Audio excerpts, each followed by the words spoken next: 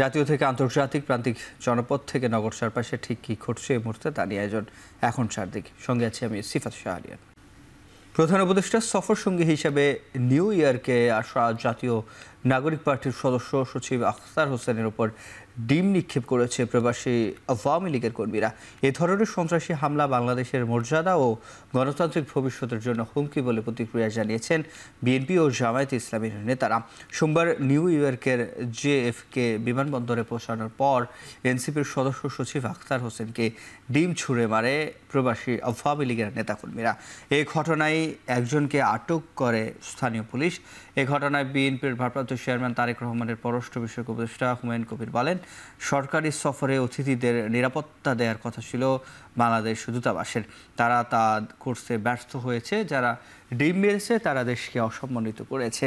আর রাজনীতিতে এই ধরনের অপসংস্কৃতি বন্ধ হওয়া উচিত মনে করে জামায়াতে ইসলামীর নায়েব আমির সৈয়দ আবদুল্লাহ মোহাম্মদ তাহের।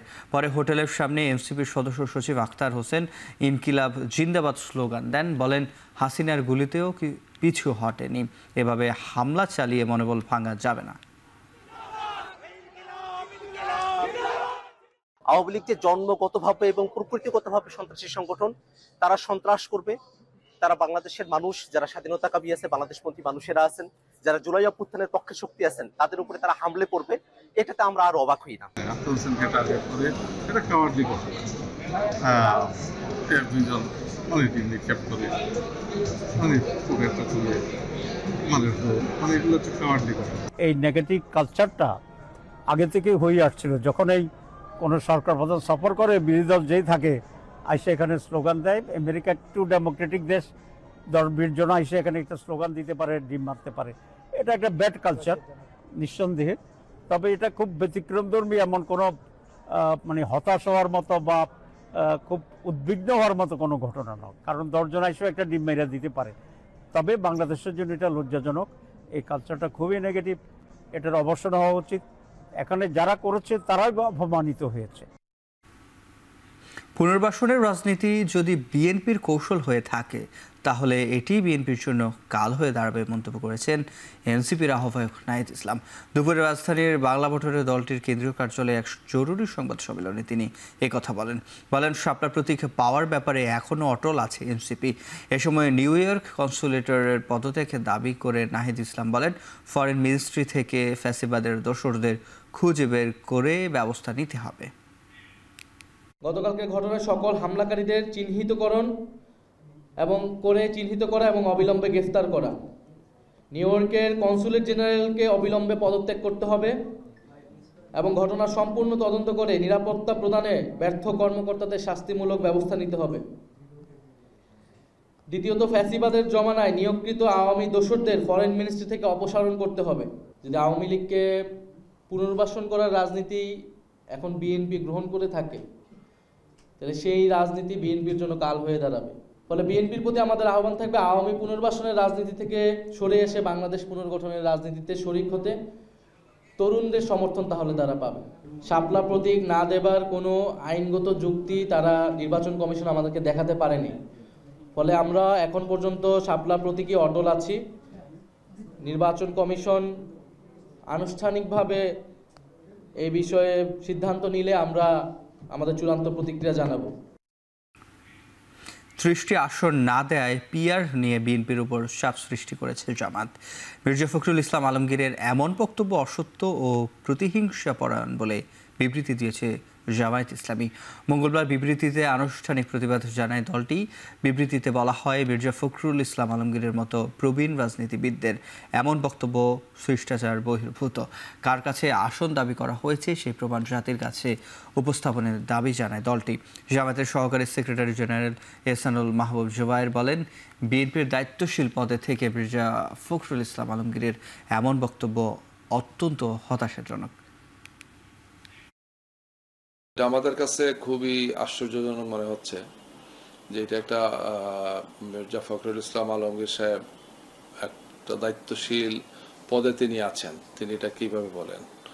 আমরা এই নিউজের ব্যাপারে বলতে চাই যে এটা একটি অসত্য এবং এটা বানাওয়াট তথ্য দিয়েছেন। এই ধরনের কোনো পর্যায়ে কোনো আলোচনা আমাদের সাথে হয় নাই।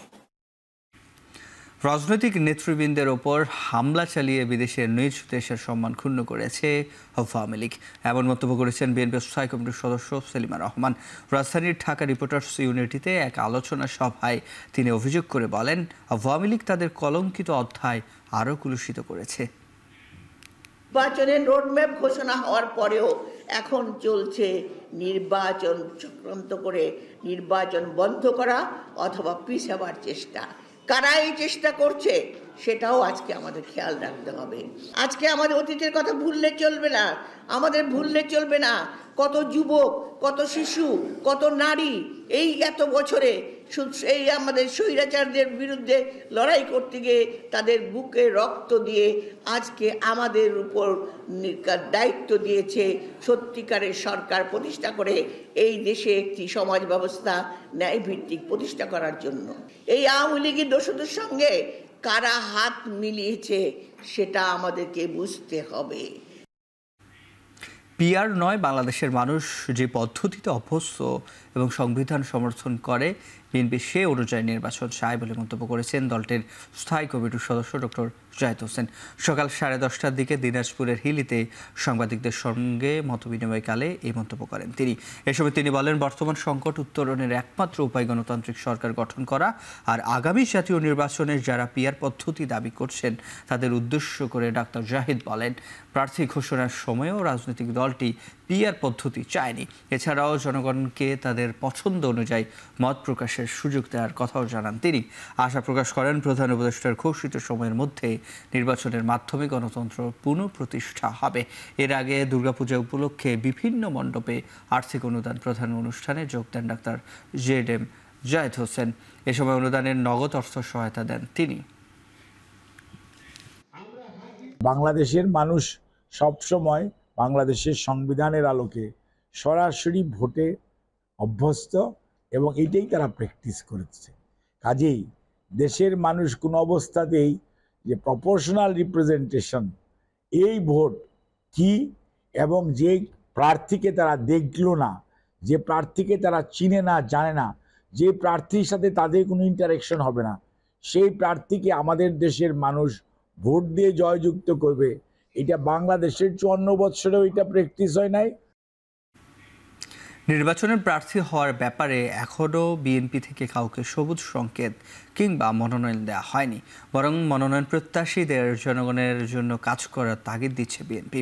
সকালে নয়াপল্টনে দলীয় কার্যালয়ে ব্রিফিংয়ে একথা বলেন দলের সিনিয়র যুগ্ম মহাসচিব রুহুল কবি রিজভী। তিনি আরও বলেন, তফসিল ঘোষণার পরে জনগণের রায় অনুযায়ী প্রার্থী দেবে বিএনপি। গণহত্যাকারী নিষিদ্ধ সংগঠন ফ্যাসিস্ট আওয়ামী লীগকে পুনর্বাসন করার গোপন মিশনে নেমেছে একটি চক্র। বিনিময়ে তারা পতিতদের সহযোগিতা নিয়ে রাজনৈতিক উদ্দেশ্য হাসিল করার স্বপ্নে বিভোর। আমরা উদ্বেগের সাথে লক্ষ্য করছি যে সম্প্রতি কিছু পত্রপত্রিকা, গণমাধ্যম এবং সোশ্যাল মিডিয়ায় বিএনপির মনোনয়নের কথিত তালিকা নাম ধাম প্রকাশ করে দলের নেতাকর্মীদের মধ্যে বিভ্রান্তি, অসন্তোষ এবং বিশৃঙ্খলা উস্কে দেওয়ার ষড়যন্ত্র করছে। জনগণের ভালোবাসা ও সহানুভূতি দেখে জামায়াতে ইসলামীকে যারা গালি দেয়, দলের নেতাকর্মীকে তাদের গালির জবাব না দেওয়ার আহ্বান জানিয়েছেন জামায়াতের আমির ডাক্তার শফিকুর রহমান। মঙ্গলবার এক ফেসবুক পোস্টে তিনি এই আহ্বান জানান। গালির জবাবে দোয়া কর্মসূচি উল্লেখ করে ফেসবুক পোস্টে তিনি লিখেন, দেশ এবং জনগণের কল্যাণে কাজ করার বিশাল দায়িত্ব জামায়াতের উপর। দায়িত্বের এই আমানতের প্রতি সকলকে শ্রদ্ধাশীল থাকার আহ্বান জানিয়ে বলেন, মহান আল্লাহর উপর বর্ষা ও ধৈর্যই হোক মূল হাতিয়ার। দেশকে বিপদমুক্ত রাখার প্রার্থনাও করেন তিনি।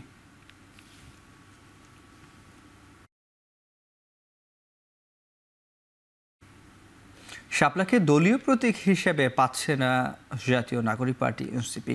সকালে রাজধানীর আগারগাঁওয়ে নির্বাচন ভবনের নিজ কার্যালয়ের সামনে সংবাদ সম্মেলনে নির্বাচন কমিশনের সিনিয়র সচিব আখতার আহমেদ এ কথা জানান। তিনি বলেন, নির্বাচন কমিশনের প্রতীকের তালিকায় শাপলা নেই, এনসিপিকে বিকল্প জানাতে হবে। তালিকায় শাপলা না থাকায় এটি দেওয়ার সুযোগ নেই। আখতার আহমেদ জানান, 28 সেপ্টেম্বর থেকে নিবন্ধিত রাজনৈতিক দল, শিক্ষাবিদ, সুশীল সমাজ, নারী সমাজের প্রতিনিধি ও গণমাধ্যম কর্মী সহ অংশীজনদের সঙ্গে ধারাবাহিক সংলাপ করবে কমিশন, যা চলবে পরবর্তী 1 থেকে 1.5 মাস পর্যন্ত। আরপিও এবং প্রতীকের তালিকা ইসি আইন মন্ত্রণালয় থেকে পেয়েছে জানিয়ে বললেন, দল নিবন্ধনের বিষয়ে শিগগিরই ঘোষণা দেওয়া হবে। এনসিপি শাপলা প্রতীক পাচ্ছে না, কারণ হচ্ছে যে আমাদের 115টার যে শিডিউলটা করা হয়েছে সেখানে শাপলা প্রতীক নেই। নিয়মটা হচ্ছে যে প্রতীক যেটা আছে সে প্রতীকের ভিতর থেকে একটা নিতে হবে। সে প্রতীকে যদি শাপলা প্রতীক না থাকে তাহলে দেওয়ার সুযোগটা কোথায়? আচরণ বিধিমালার যে নথিটা আইন মন্ত্রণালয়ে পাঠিয়েছিলাম ভেটিংয়ের জন্য, সেটা আমরা গতকালকে পেয়েছি। সেই সাথে সাথে আমাদের প্রতীকের যে ফাইলটাও পাঠিয়েছিলাম সেটাও আমরা ফেরত পেয়েছি। কাজে রাজনৈতিক দলের নিবন্ধনের কার্যক্রমটা যেটা চলমান আছে সেটার সাথে যে প্রতীকের একটা সমন্বয়ের ব্যাপার ছিল সেটা আমরা এক ধাপ এগিয়ে গেছি। এখন রাজনৈতিক দলের নিবন্ধনের নথিটা এখনো পর্যন্ত পর্যালোচনার পর্যায়ে আছে। যখনই এটা চূড়ান্ত হবে আমি আপনাদেরকে জানিয়ে দেব। নির্বাচনকে সামনে রেখে আইন শৃঙ্খলা বাহিনীর জন্য ইউএনডিপির মাধ্যমে 40,000 বডি ক্যামেরা কেনার অনুমোদন দেওয়া হয়েছে, যার পুরো অর্থায়ন করবে সরকার। মঙ্গলবার দুপুরে সচিবালয়ে অর্থনৈতিক বিষয় ও সরকারি ক্রয় সংক্রান্ত উপদেষ্টা পরিষদের সভা শেষে এসব বলেন তিনি। দ্রুত কার্য সম্পাদন ও স্বচ্ছতা নিশ্চিত করতেই দরপত্র আহ্বান না করে ইউএনডিপির মাধ্যমে এসব বডি ক্যাম কেনা হচ্ছে বলে জানান অর্থ উপদেষ্টা ডক্টর সালেহুদ্দিন আহমেদ। বলেন, ভোটের জন্য প্রয়োজনীয় বাজেট নির্বাচন কমিশনকে দেওয়া হয়েছে। এক প্রশ্নের জবাবে অর্থ উপদেষ্টা জানান, ডলারের দাম স্থিতিশীল রাখতে কেন্দ্রীয় ব্যাংক খোলা বাজার থেকে ডলার কিনছে। কিছু অকটেন আনার জন্য, কারণ immediately octane election body camera দেওয়া হবে।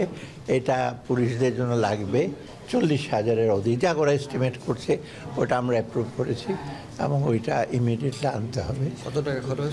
এটা 1 টাকা অঙ্ক নাই বললাম, কারণ এটা আমরা প্রকিউর করব ইউএনডিপির মাধ্যমে। অতএব প্রায় 40,000, ওটা এরা হিসাব করে দেবে। থেকে এটা ইউএনডিপির মাধ্যমে এটা ক্রয় করতে। ইউএনডিপি হলো কি, যেমন আমরা ইপিআই টিকা ইঞ্জেকশন ইউনিসেফের মাধ্যমে আনাই, কারণ হয় কি টেন্ডার করে আনলে কোয়ালিটির ব্যাপার থাকে, তারপর আবার প্রাইসের ইস্যু আছে। ইউএনডিপি রেসপন্সিবল, ইউএনডিপি ওরা এনশিওর করবে গুড কোয়ালিটি ক্যামেরা এবং প্রাইস রেখে, তখন তো আর কন্ট্রোভার্সি থাকবে না।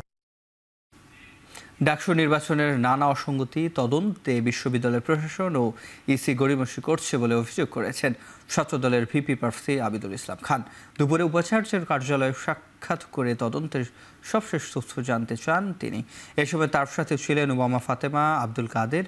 পরে ব্রিফিংয়ে আবিদুল বলেন, ইসির কাছে লিখিত অভিযোগ করা হয়েছে। নীলক্ষেতে সেরাতে যেহেতু ব্যালট পেপার পাওয়া গিয়েছে, এর সত্যতা মিলেছে, তাহলে বিশ্ববিদ্যালয় প্রশাসনকে এই ব্যালট পেপার কে ছাপিয়েছে, কারা এখানে ছিল, তার সম্পর্কে প্রপারলি তদন্ত করে এই জাতিকে এবং পুরো বিশ্ববিদ্যালয়কে তার সম্পর্কে জানানো এই বিশ্ববিদ্যালয়ের প্রশাসনের এখন প্রধানতম দায়িত্ব হয়ে পড়েছে বলে আমরা মনে করি। পার্টিকুলারলি ভোটের দিনে এত পরিমাণ ভোটার টার্নআউট হয়নি, কিন্তু সেই জায়গা থেকে যখন বিশ্ববিদ্যালয় প্রশাসন বলছে যে প্রায় 87%, 88% কাস্টিং হচ্ছে। দুর্গাপূজার বন্ধের কারণে 3 দিন পেছনে হয়েছে চট্টগ্রাম বিশ্ববিদ্যালয়ের ছাত্র সংসদ ডাকসু নির্বাচন। আগামী 12 অক্টোবরের পরিবর্তে নির্বাচন অনুষ্ঠিত হবে 15 অক্টোবর। বিকেলে নির্বাচন কমিশনের সভা শেষে এই সিদ্ধান্ত জানানো হয়। ডাকসুর নির্বাচন কমিশনাররাও জানায়, দুর্গাপূজার বন্ধের কারণে 25 সেপ্টেম্বরের পর বিশ্ববিদ্যালয় বন্ধ হয়ে যাবে। ছুটি শেষে বিশ্ববিদ্যালয় খোলার পর প্রচারণার জন্য সময় পাওয়া যাবে মাত্র 5 দিন, যা যথেষ্ট নয় বলে জানানো হয়েছে। এছাড়া এই 5 দিনে কমিশনারের পক্ষে নির্বাচনের প্রস্তুতি নেওয়া অসম্ভব। এছাড়া প্রার্থীরা নির্বাচনের সময় পেছনের আবেদন করেছিলেন, তারই প্রেক্ষিতে 3 দিন পেছনের এই সিদ্ধান্ত নিয়েছে নির্বাচন কমিশন।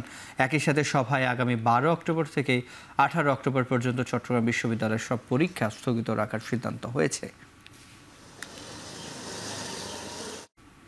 ডাকসু নির্বাচন নিয়ে যে পরিমাণ চাপ নিতে হয়েছে তা কেবল শিক্ষার্থীদের কল্যাণের জন্য, এমন মন্তব্য করেছেন ঢাকা বিশ্ববিদ্যালয়ের উপাচার্য নিয়াজ আহমেদ খান। তিনি বলেন, শিক্ষার্থীদের সকল সুযোগ সুবিধা নিশ্চিত করতে চেষ্টা করছে বিশ্ববিদ্যালয়। সকালে ঢাকা বিশ্ববিদ্যালয়ের সিনেট ভবনে জাতীয় নীতি প্রতিযোগিতা 2025-এর চূড়ান্ত অনুষ্ঠানে এই কথা বলেন তিনি। দেশের প্রয়োজনে শিক্ষার্থীদের জাতীয় নীতি সম্পর্কে জানা ও এ নিয়ে কাজ করা প্রয়োজন মন্তব্য করে উপাচার্য বলেন, বিভাজনের দলান্ধ রাজনীতি অস্থিরতা তৈরি করছে। নানা কারণে শিক্ষার্থী ও শিক্ষকরা এই রাজনৈতিক আলাপ থেকে দূরে থাকতে চায়, কিন্তু এতে দেশের ক্ষতি হচ্ছে বলে শঙ্কা প্রকাশ করেন তিনি। এছাড়াও জুলাই আন্দোলনে তরুণদের ভূমিকা মনে করিয়ে দেশের সব ক্ষেত্রে তরুণদের নেতৃত্ব দেবার আহ্বান জানান উপাচার্য। এরপর 40টি জাতীয় নীতি সম্পর্কিত প্রজেক্ট তুলে ধরে শিক্ষার্থীরা।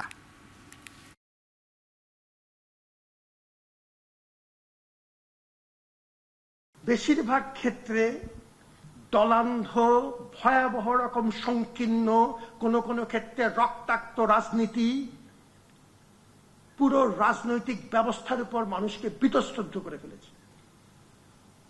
আমার মতো বুড়োরাও বীতশ্রদ্ধ কোন ক্ষেত্রে, আমি নিজে এবং আমার শিক্ষার্থীদেরও একটা বড় অংশ বীতশ্রদ্ধ হয়ে যাচ্ছে। রাজনীতির আলোচনা, গণতন্ত্রের আলোচনা আমরা বন্ধ রাখতে পারবো না এই কারণে, যদি এইসব ক্ষেত্রে ভালো মানুষ না যান, যদি এইসব ক্ষেত্রে তরুণরা আগ্রহ হারিয়ে ফেলেন, তাহলে বড় মাপের শূন্যতা তৈরি হবে। পোষ্য কোটা পুনর্বহাল এবং উপাচার্য ও শিক্ষক লাঞ্ছিত হওয়ার ঘটনায় জড়িতদের শাস্তির দাবিতে তৃতীয় দিনের মতো কমপ্লিট শাটডাউন কর্মসূচি পালন করছেন রাজশাহী বিশ্ববিদ্যালয়ের শিক্ষক কর্মকর্তা ও কর্মচারীরা। শাটডাউন কর্মসূচির অংশ হিসেবে সকাল থেকে কাজ বন্ধ রেখেছেন কর্মকর্তা কর্মচারীরা। বিশ্ববিদ্যালয়ের প্রশাসন ভবনের পাশে লিচুতলায় অবস্থান কর্মসূচি পালন করেন তারা। ফলে জরুরি সেবা ছাড়া সকল কার্যক্রম বন্ধ আছে। শিক্ষক লাঞ্ছিতের ঘটনায় শিক্ষার্থীদের ছাত্রত্ব বাতিল, ফৌজদারি আইনে বিচারেরও দাবি জানান কর্মকর্তা কর্মচারীরা।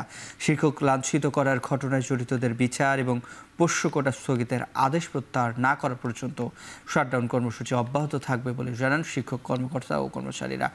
তবে চলমান কমপ্লিট শাটডাউন কর্মসূচি থেকে নিজেদের প্রত্যাহার করে নিয়েছে জামাতপন্থী শিক্ষকরা।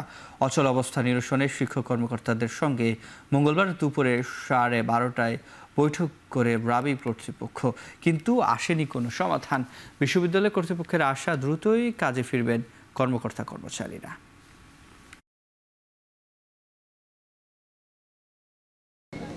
এই ন্যায় বিচারের জন্যই মূলত আমাদের শাটডাউন এবং আমাদের কর্মসূচি চলছে। দেখেছেন টোটাল প্রশাসনিক কাজকর্ম সব জায়গায় বন্ধ আছেন, একাডেমিক ভবন বন্ধ আছেন।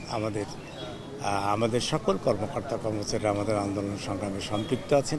20 তারিখে যে ন্যাক্কারজনক ঘটনা ঘটেছে তারই প্রতিবাদে আমাদের আজকে তৃতীয় দিনের মতো শাটডাউন চলছে এবং এখানে সকল দাপ্তরিক কাজ এবং ক্লাস পরীক্ষা সহ সকল কিছু বন্ধ থাকবে এই দাবি আদায় না হওয়া পর্যন্ত। এদিকে রাষ্ট্র নির্বাচন বানচালের ষড়যন্ত্রের অভিযোগ তুলেছে ইসলামী ছাত্র শিবির। সংগঠনটির দাবি, বিশ্ববিদ্যালয় প্রশাসন পরিকল্পিতভাবে নির্বাচনের তারিখ পিছিয়ে একটি বিশেষ দলের এজেন্ডা বাস্তবায়ন করছে। মঙ্গলবার বিবৃতিতে ছাত্র শিবিরের কেন্দ্রীয় সভাপতি জাহিদুল ইসলাম এবং সেক্রেটারি জেনারেল নুরুল ইসলাম সাদ্দাম এই অভিযোগ জানান। এতে বলা হয়, 3 দফা তারিখ পরিবর্তনের পর চলতি মাসের 25শে সেপ্টেম্বর নির্বাচন আয়োজনের দিন নির্ধারণ করা হয়েছিল, কিন্তু প্রশাসন নিজেদের তৈরি করা অনাকাঙ্ক্ষিত পরিস্থিতির অজুহাতে আবারও তারিখ পিছিয়ে 16 অক্টোবর নির্বাচনের দিন নির্ধারণ করেছে।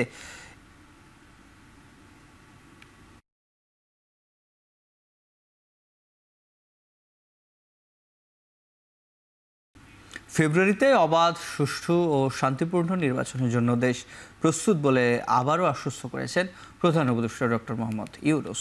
জাতিসংঘের সাধারণ পরিষদের অধিবেশনে যোগ দিতে গিয়ে প্রথম দিনে নিউ ইয়র্কের দক্ষিণ ও মধ্য এশিয়ার জন্য যুক্তরাষ্ট্রের বিশেষ দূত ও ভারতে নিযুক্ত রাষ্ট্রদূত সার্জিও গোর সাক্ষাতে এমন আশ্বাস দেন ডক্টর মোহাম্মদ ইউনূস। এদিকে জাতিসংঘের সদর দপ্তরে আয়োজিত social business, youth and technology শীর্ষক উচ্চ পর্যায়ের এক সাইট ইভেন্টে মূল বক্তব্য দিতে গিয়ে ডক্টর ইউনূস তার স্বপ্নের 3.0 অর্থাৎ কার্বন নিঃসরণ শূন্যে নামিয়ে আনা, দারিদ্র্য দূর করতে সম্পদ কেন্দ্রীকরণ শূন্যে আনা এবং মানব সৃজনশীলতা বিকাশ ঘটিয়ে বেকারত্ব শূন্যে নামিয়ে আনার কথা বলেন বিশ্ব দরবারে।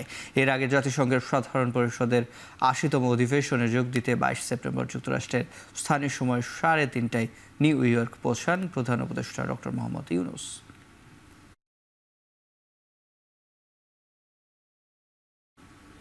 প্রধান উপদেষ্টা ডক্টর মোহাম্মদ ইউনূসের সাথে সৌজন্য সাক্ষাৎ করেছেন বাংলাদেশি বংশোদ্ভূত নিহত মার্কিন পুলিশ কর্মকর্তা দিদারুল ইসলামের পরিবারের সদস্যরা।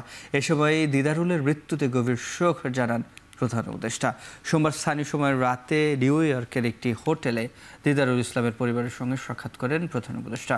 এসব নিহত পুলিশ কর্মকর্তার পরিবারের প্রতি গভীর সমবেদনা জানিয়ে প্রধান উপদেষ্টা বলেন, দিদারুল মানুষের ভালোবাসা ও শ্রদ্ধা কুড়িয়েছিলেন। তার মৃত্যু পুরো সমাজের জন্য অপূরণীয় ক্ষতি। এ সময় তিনি তাদের হাতে সম্মাননা হিসেবে একটি ক্রেস্ট তুলে দেন। সাক্ষাতের সময় উপস্থিত ছিলেন দিদারুল ইসলামের বাবা, মা, 2 ছেলে, ভাই সহ পরিবারের অন্য সদস্যরা।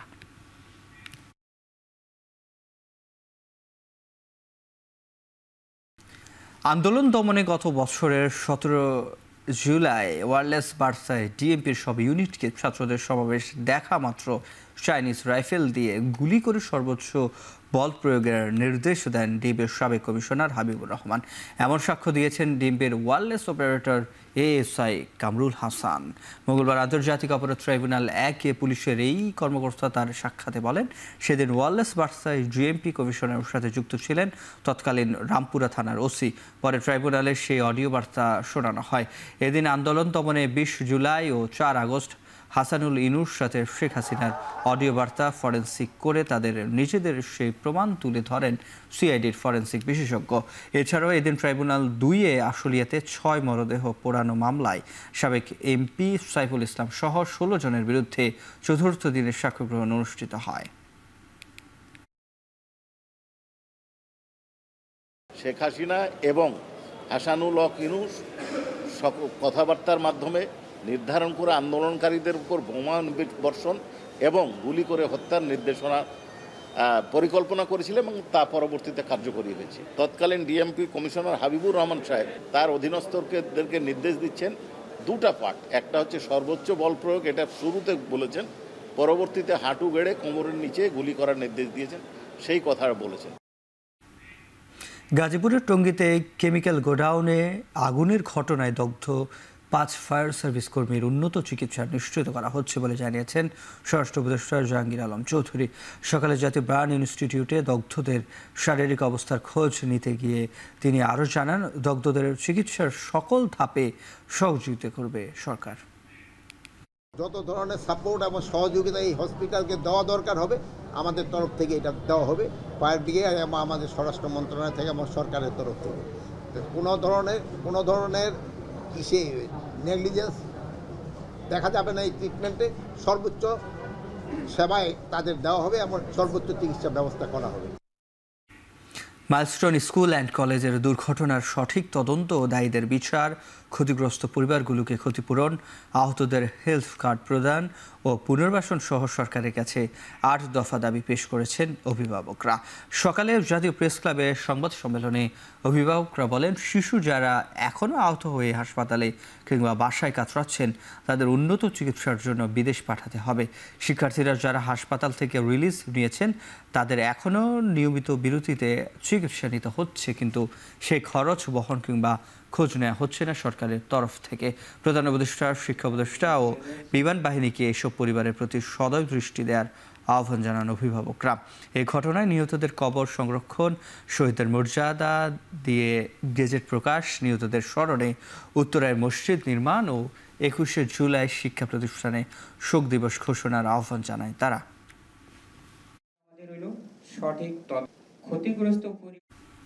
শারদীয় দুর্গোৎসবে বিশৃঙ্খলা সৃষ্টির উদ্দেশ্যে গুজব রটালে কঠোর ব্যবস্থার হুঁশিয়ারি দিয়েছেন র্যাবের মহাপরিচালক AKM শহীদুর রহমান। দুপুরে রংপুরের জাহাজ কোম্পানি মোড়ের কালীবাড়ি মন্দিরে গণমাধ্যমের সাথে আলাপে তিনি একথা বলেন। র্যাবের মহাপরিচালক আরও জানান, সীমান্তবর্তী এলাকায় 7,000 পূজা মণ্ডপ ও সারা দেশের ঝুঁকিপূর্ণ মণ্ডপগুলোতে বাহিনীর সদস্যরা সতর্ক থাকবে। এখন পর্যন্ত সারা দেশে 2-1টি বিচ্ছিন্ন ঘটনা ছাড়া আইনশৃঙ্খলা পরিস্থিতি স্বাভাবিক রয়েছে বলেও জানান তিনি। আগামীকাল 24 সেপ্টেম্বর থেকে বিভিন্ন মন্দির ও মণ্ডপে আইনশৃঙ্খলা বাহিনীর সদস্য মোতায়েন হবে। সাংবাদিকদের সাথে আলাপকালে পূজা মণ্ডপে হামলাকারীদের কাপুরুষ আখ্যা দেয় তিনি। সে কোনো বিশৃঙ্খলা এড়াতে মণ্ডপে মন্দিরে সিসিটিভি ক্যামেরা স্থাপন ও নিরবিচ্ছিন্ন বৈদ্যুতিক সংযোগ রাখার পরামর্শ দেন র্যাব মহাপরিচালক।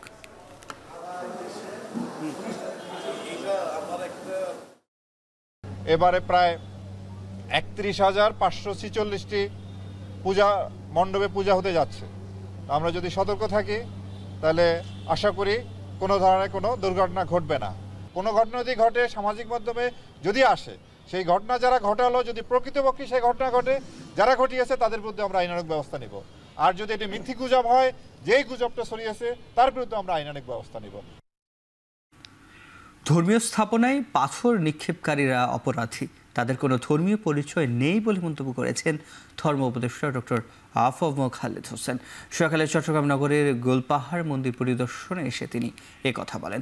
দুর্গাপূজা যাতে নির্বিঘ্নে উদযাপন করা যায় সেজন্য সরকার সব ব্যবস্থা গ্রহণ করেছে বলেও জানান উপদেষ্টা। দুষ্কৃতিকারীরা রাতে পাথর নিক্ষেপ করে যেন মন্দিরও প্রতিবার কোনো ক্ষতি করতে না পারে সেজন্য আইনশৃঙ্খলা বাহিনী সজাগ রয়েছে বলে জানান তিনি। কোনো শঙ্কা তৈরি হলে স্থানীয় প্রশাসন এবং হটলাইনে জানানোর অনুরোধ জানান উপদেষ্টা। সরকার এই বছর পূজা উদযাপনের জন্য 5 কোটি টাকা বরাদ্দ দিয়েছে। ধর্ম উপদেষ্টা বলেন, ধর্ম মন্ত্রণালয়ে দুস্থ অসহায় হিন্দু ধর্মাবলম্বী শিক্ষার্থীদের শিক্ষা উপকরণ এবং বস্ত্র বিতরণের উদ্যোগ নেওয়া হয়েছে। সরকার সাম্প্রদায়িক সম্প্রীতি রক্ষার জন্য কাজ করে যাচ্ছে বলেও জানান উপদেষ্টা। এর আগে তিনি মন্দিরের বিভিন্ন কার্যক্রম ও স্থাপনা পরিদর্শন করেন। এ সময় মন্দির কর্তৃপক্ষ বেশ কিছু দাবি দেওয়া তুলে ধরেন উপদেষ্টার কাছে। যে কোনো ধর্মের উপাসনালয়, মাজার, ধর্মীয় স্থাপনায় যারা অপবিত্র করতে চায়, যারা পাথর নিক্ষেপ করে অথবা অপবিত্র করতে চায়, তারা কালপ্রিট, তারা অপরাধী, তাদের কোনো ধর্মীয় পরিচয় নেই। এই দুর্গাপূজা নিয়ে আমরা সার্বিক প্রস্তুতি আমরা গ্রহণ করেছি, নিরাপত্তার ব্যবস্থা আমরা নিশ্চিত করেছি। খুলনা মেডিকেল কলেজ হাসপাতালে অক্সিজেন খুলে দেয় রোগীর মৃত্যু আর বিভিন্ন অনিয়মের অভিযোগে দুপুরে অভিযান চালিয়েছে দুর্নীতি দমন কমিশন। অভিযোগ, কিডনি জটিলতা নিয়ে গত শনিবার সকালে সাইফুল ইসলাম নামের এক রোগী হাসপাতালে ভর্তি হন। পরে রাতে তার অবস্থার অবনতি হলে একজন ওয়ার্ড বয়কে টাকা দিয়ে অক্সিজেন দেওয়া ব্যবস্থা করা হয়। কিন্তু রোববার সকালে আব্দুল জব্বার নামে আরেকজন ক্লিনার সে অক্সিজেন খুলে দেয়। এ সময় রোগীর লোকজন বাধা দিলে তাদের সঙ্গে দুর্ব্যবহার করে সে। এরপর অক্সিজেন খুলে নেয়ার 15 থেকে 20 মিনিটের মধ্যে মারা যায় এই রোগী। দুদক জানায় ভুক্তভোগী রোগীর স্বজনদের অভিযোগের সত্যতা পাওয়া গেছে। পাশাপাশি হাসপাতালটির আরও নানা অনিয়মের সত্যতা মিলেছে। রোগীর মৃত্যুর ঘটনায় 5 সদস্যের তদন্ত কমিটি গঠন করেছে হাসপাতাল কর্তৃপক্ষ।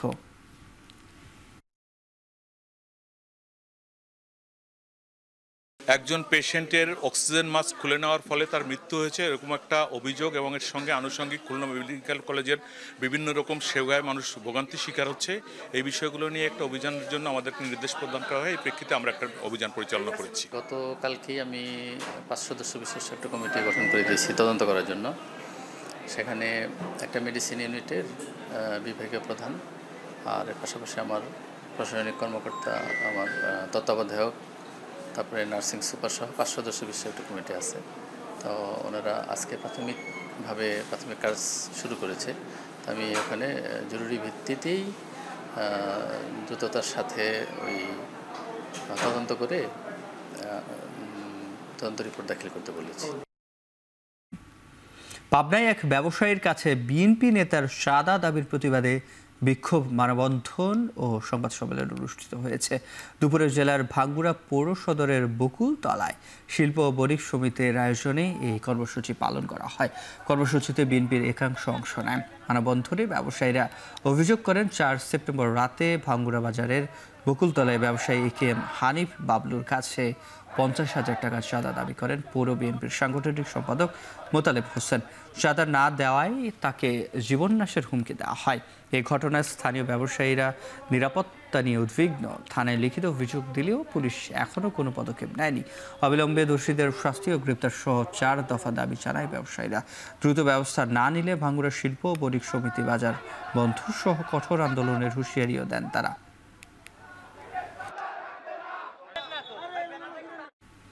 নারায়ণগঞ্জের ফতুল্লায় প্রায় 1.5 কোটি টাকার বৈদ্যুতিক সরঞ্জাম ডাকাতির ঘটনায় জড়িত 9 জনকে গ্রেপ্তার করেছে র্যাব জানায় গেল 21 সেপ্টেম্বর রাতে ফতুল্লার ডিপিডিসির বিদ্যুৎ কেন্দ্র শ্রমিকদের পোশাক পরে প্রবেশ করে একদল ডাকাত। পরে সিকিউরিটি গার্ডদের অস্ত্রের মুখে জিম্মি করে হাত পা বেঁধে রাখে, লুট করে নেয় কন্ডাক্টর কেবল, ট্রান্সফরমার কেবল ও বৈদ্যুতিক তামার তার সহ প্রায় ৪৪ লাখ টাকার মালামাল। সোমবার রাতে ঢাকা সহ নারায়ণগঞ্জের বিভিন্ন এলাকায় অভিযান চালিয়ে ডাকাত সর্দার লিটন সহ ৯ জনকে গ্রেপ্তার করে র্যাব।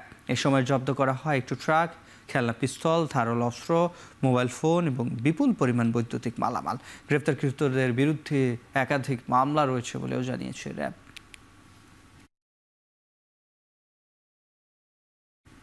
কক্সবাজারের মহেশখালীতে অভিযান চালিয়ে দেশীয় অস্ত্র ও মাদকসহ ২ জনকে আটক করেছে নৌবাহিনী। এক সংবাদ বিজ্ঞপ্তির মাধ্যমে এই খবর জানায় নৌবাহিনী। সোমবার দিবাগত রাতে বড় মহেশখালী ইউনিয়নের দেবেঙ্গাপাড়ায় এই অভিযান পরিচালনা করা হয়। আটককৃতদের বাড়িতে অভিযান চালিয়ে একটি এলজি, দেশীয় বন্দুক, ধারালো অস্ত্র ও দেশীয় মদ জব্দ করা হয়। থানা সূত্রে জানায় আটক ২ জনের বিরুদ্ধে অস্ত্র, মাদক চুরি, হত্যা ও মানব পাচার সহ একাধিক মামলা রয়েছে। অভিযানে জব্দকৃত মাদক ও অস্ত্রসহ তাদের মহেশখালী থানায় হস্তান্তর করা হয়েছে। সাগর ও উপকূলীয় এলাকায় নিরাপত্তা নিশ্চিত করতে নিয়মিত এই ধরনের অভিযান চলবে বলে জানায় নৌবাহিনী।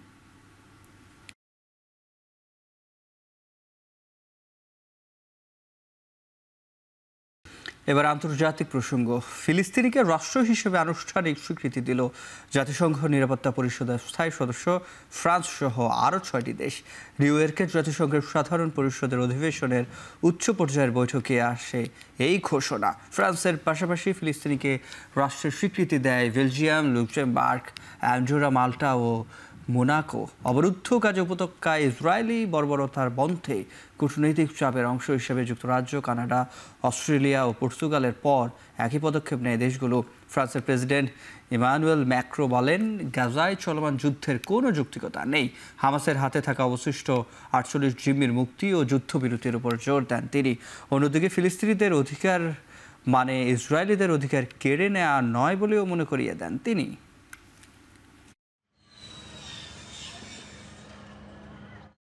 জাতিসংঘের ৮০তম সাধারণ অধিবেশনে যোগ দিতে নিউ ইয়র্কে পৌঁছেছেন প্রধান উপদেষ্টা ডক্টর মোহাম্মদ ইউনূস সহ বাংলাদেশের প্রতিনিধি দল।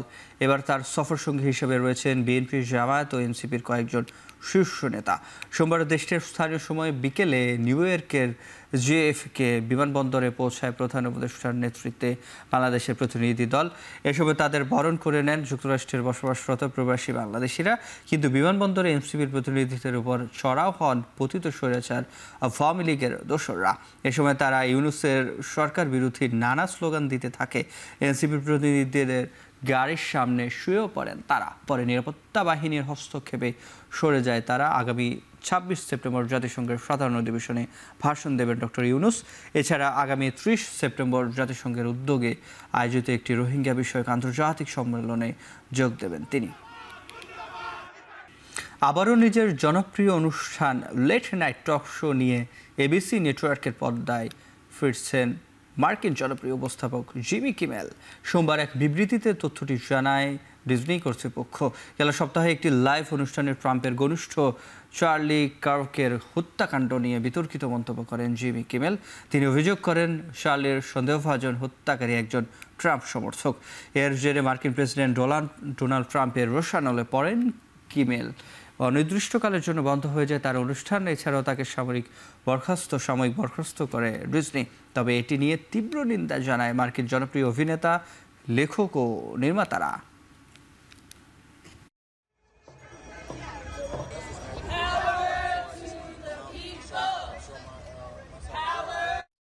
তাইওয়ানের দক্ষিণ অংশে আঘাত হানার পর হংকং ও চীনের দিকে অগ্রসর হচ্ছে সুপার টাইফুন রাগাসা।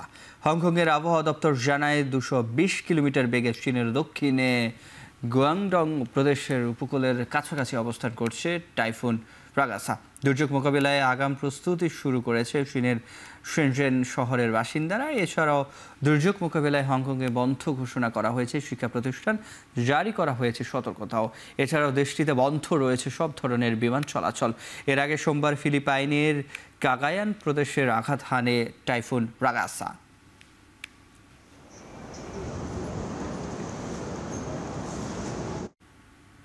হঠাৎ রেকর্ড বৃষ্টি, বন্যায় স্থবির ভারতের কলকাতা নগরী।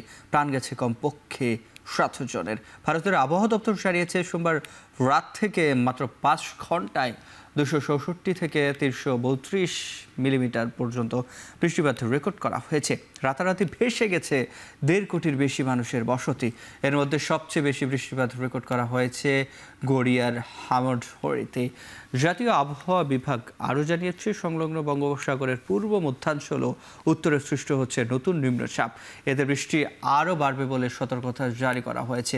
ভারী বৃষ্টি আর বজ্রসহ ঝড়ের আভাসের মধ্যেই বাতিল হয়েছে অসংখ্য ফ্লাইট। যাত্রীদের জন্য ভ্রমণ সতর্কতা জারি করেছে বিভিন্ন বিমান সংস্থা। এই অবস্থায় দ্রুত পানি নিষ্কাশনের ব্যবস্থা করতে যুদ্ধকালীন তৎপরতা শুরু করেছে প্রশাসন।